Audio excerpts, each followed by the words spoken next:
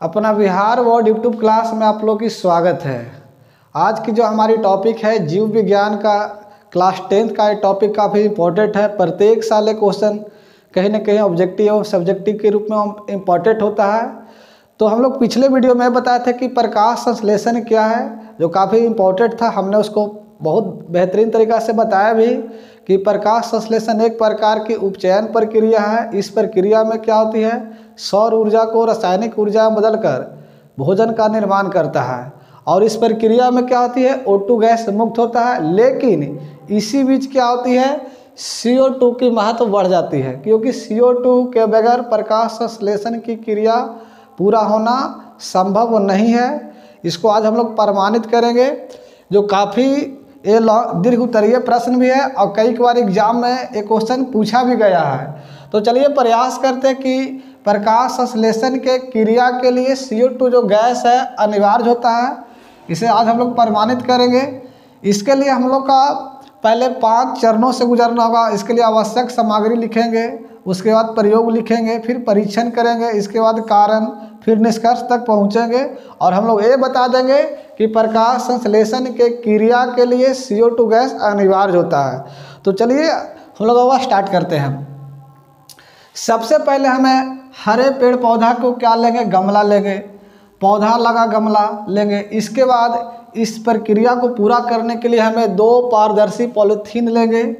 इस पर हम लोग क्या करेंगे, 2 पॉलीथीन लेंगे और इसे क्या करेंगे, पारदर्शी होना चाहिए।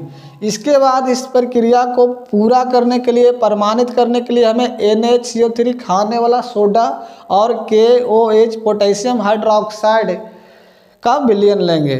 इसके बाद क्या करेंगे, अब हम लोग प्रयोग करना शुरू करेंगे। यानी कि इस पौधे को सबसे पहले क्या करेंगे, मंड विहीन करेंगे। मंड विहीन इसलिए किया जाता है ताकि इसके अंदर जो पौधे में, हरे पौधे में जो ऊर्जा है, जो स्टार्च है, वो क्या हो जाएगी, खत्म हो जाएगा। इसके अंदर की ऊर्जा को खत्म करने के लिए, इस पौधे को मंड विहीन बनाने के लिए हम लोग 8 से 10 घंटा तक क्या करेंगे, इस पौधे को अंधेरे कमरा में रखेंगे।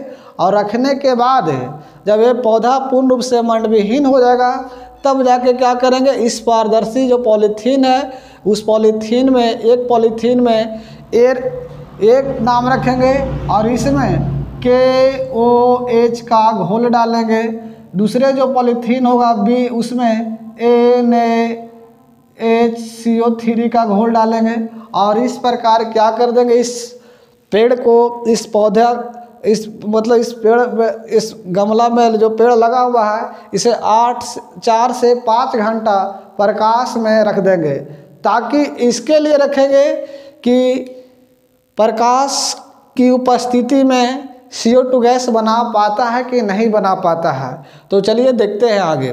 तो जब हम इसे 8 से 10 घंटा अंधेरा कमरा में रखने के बाद जब हम KOH और NaCO3 का इस पर पॉलीथीन का लेयर चढ़ा के जब इसे फिर से प्रकाश में जब रखेंगे, तो रखने के बाद अब क्या करेंगे, परीक्षण करेंगे।